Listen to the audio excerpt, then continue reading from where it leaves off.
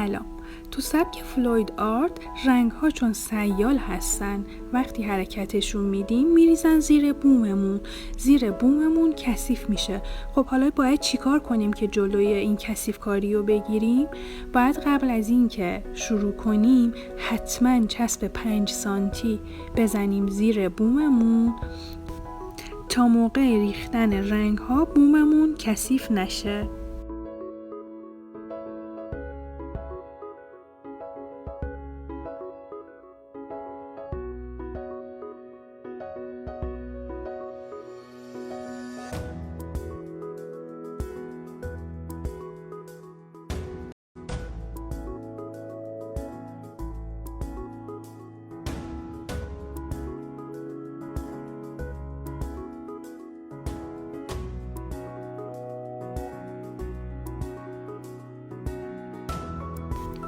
خب حالا شاید جز بوم شما روی سطوح دیگه‌ای هم بخواین این تکنیک رو اجرا کنین، مثلا مثل این زیرلیوانی. پس حتما پشت کارتون رو چسب بزنین، بعد با قیچی دور تا دورش رو ببرین.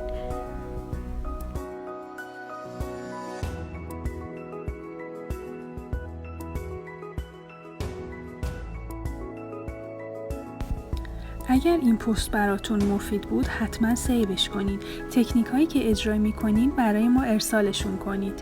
موفق باشید.